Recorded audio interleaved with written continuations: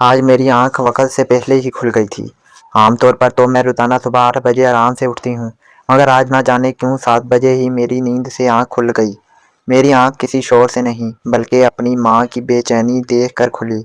वो कमरे में बड़ी बदहवासी की हालत में इधर उधर भाग रही थीं और जल्दी जल्दी कहीं जाने की तैयारी कर रही थीं। इनके चेहरे का रंग उड़ा हुआ था और वो ज़ारों की तार रो रही थीं। मैं तो उन्हें इस हाल में देखकर बुरी तरह घबरा गई। मैंने तड़प कर पूछा, अम्मा खुदा के लिए बताएं तो सही कि क्या हुआ है। सब खैर तो है ना? आप इस तरह रो क्यों रही हैं और इतनी सुबह सवेरे कहाँ जाने की तैयारी कर रही हैं? अम्मा ने सिसकियां भरते हुए बताया, बेटी तेरी खाला की हालत बहुत ख़राब है। वो बच्चा जो अभी दुनिया में कदम रखने वाला था, आने से पहले ही अल्लाह को प्यारा हो गया है।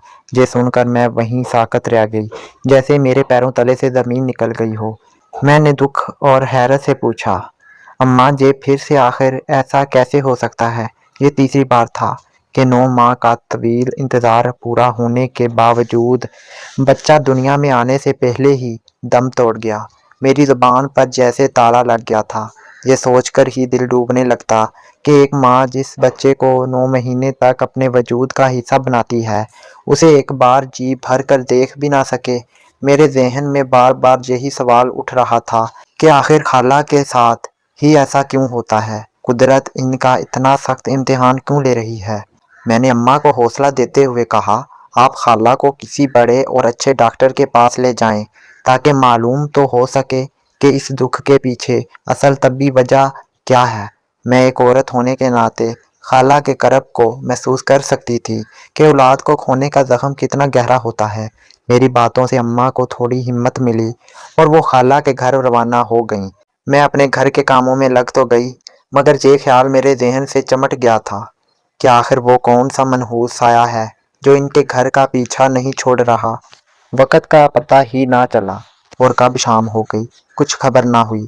जब सूरज ढला तो अम्मा वापस आईं। उनकी आंखें रो रो कर सूजी हुई थीं। वो सीधी मेरे कमरे में आईं और भराई हुई आवाज़ में बोलीं, बेटी तुम अपनी तैयारी कर लो, कुछ दिन के लिए खाला के घर चली जाओ। उनकी हालत बहुत ख़राब है, वो हर वक्त बस रोती ही रहती है। तुम वहाँ होगी तो उन्हें थोड़ी तसल्ली रहेगी और शायद तुम्हारी मौजूदगी से उनका जी बहल जाए। मुझे भला क्या एतराज़ हो सकता था? मैं तो खुद तड़प रही थी कि किसी तरह इनका दुख बांट सकूं। मैंने फौरन अपना बैग तैयार किया और खाला के घर पहुंच गई। वहां का मंजर देखकर दिल कट कर रह गया। खाला बिस्तर पर बिल्कुल बेजान सी लेटी हुई थीं। इनकी आंखों में अपने बच्चे की जुदाई का वो करब था जिसे लफ्ज़ों में बयान करना मुमकिन ही नहीं। मैंने आगे बढ़कर उन्हें सलाम किया, प्यार से उनका माथा चूमा और धीरे से कहा कि अब मैं कुछ दिन आपके पास ही रहूंगी और आपका ख्याल रखूंगी। मेरी बात सुनकर उन्होंने खामोशी से सर हिलाकर हामी भर ली। बस फिर मैं वहीं रुक गई और पूरे दिल से इनकी खिदमत में लग गई। मैं अब खाला का साये की तरह ख्याल रखने लगी थी। घर की सफाई से लेकर खाना पकाने तक तमाम जिम्मेदारियां मेरे कंधों पर थीं। सदमे की वजह से खाला तो जैसे दुनिया जहां से बेखबर हो गई थीं। कुछ माह इसी तरह गुजरे कि एक दिन खाला किचन में पानी पीने आई और अचानक चकरा कर गिर पड़ी। मैं बुरी तरह घबरा गई। मुझे लगा शायद सदमे ने इनके दिमाग पर असर कर दिया है। मैंने फिक्रमंदी से पूछा, खाला क्या हुआ? आप ठीक तो हैं? खाला ने एक लंबा सांस लिया और बड़ी मोहब्बत से मेरी तरफ देखकर दबी आवाज़ में बोली, बेटी डरो नहीं, मेरे लिए दुआ करो, मैं फिर से माँ बनने वाली हूँ। ये सुनकर मेरे चेहरे पर रौनक आ गई और मैं खुशी से नहाल हो गई।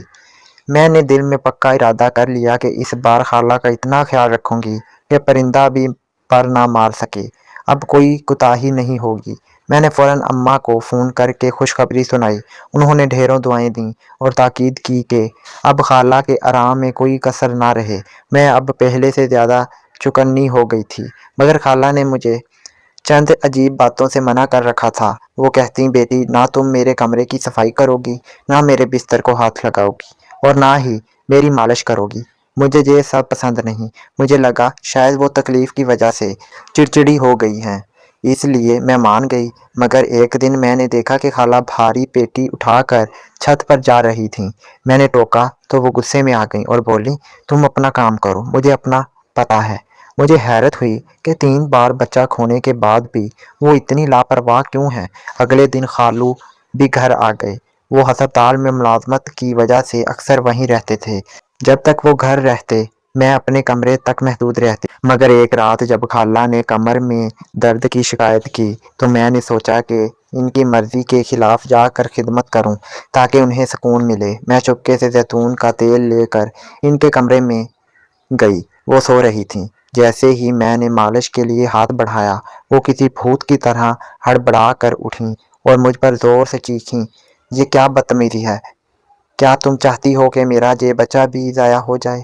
میں اس کا یہ بھیانک روپ دیکھ کر دنگ رہ گئی اور روتی ہوئی باہر نکل آئی۔ اگلے ماہ خالہ کی طبیعت پھر بگڑنے لگی۔ انہوں نے مجھے کچھ پیسے دیے اور کہا بیٹی جلدی سے میڈیکل سٹور سے یہ انجیکشن اور دوائیاں لے آؤ۔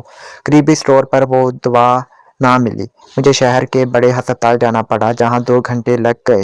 جب میں تھکی ہاری گھر پہنچی تو وہاں کا منظر دیکھ کر میرے ہوش اڑ گئے۔ گھر کے باہر ایمبولینس کھڑی تھی، محلے کی عورتیں جمع تھیں اور اندر سے کہرام مچنے کی آوازیں آ رہی تھیں۔ خالہ کا بچہ چوتھی بار بھی مردہ پیدا ہوا تھا۔ خالو سر جھکائے بیٹھے تھے اور اماں زاروں کی طرح رو رہی تھیں۔ کچھ دن سوگ رہا، پھر خالہ پھر سے نارمل ہو گئیں، جیسے کچھ ہوا ہی نہ ہو۔ ابھی 2 ماہ ہی گزرے تھے کہ وہی خبر آئی کہ خالہ دوبارہ امید سے ہیں۔ اس بار میرا شک یقین میں بدلنے لگا۔ میں نے سوچا کہ یہ کیسے ممکن ہے کہ ہر بار ایک ہی جیسا واقعہ ہو۔ میں نے فیصلہ کیا کہ اب میں ان کی جاسوسی کروں گی۔ میں نے غور کیا کہ وہ کبھی بھی کسی لیڈی ڈاکٹر کے پاس چیک اپ کے لیے نہیں جاتی تھیں، بلکہ خالو خود ہی ہسپتال سے کچھ دوائیاں لا کر دیتے تھے۔ ایک رات میں نے ہمت کی اور خالہ کے دودھ کے گلاس میں نیند کی دوا ملا دی تاکہ وہ گہری نیند سو جائیں اور میں حقیقت جان سکوں۔ جب وہ بے ہوش ہو گئیں تو میں نے اپنی ایک سہیلی کو بلایا جو نرس تھی۔ جب میری سہیلی نے معائنہ کرنے کے لیے ان کے پیٹ سے کپڑا ہٹایا تو ہماری چیخ نکلتے نکلتے رہ گئی۔ وہاں کوئی حمل نہیں تھا۔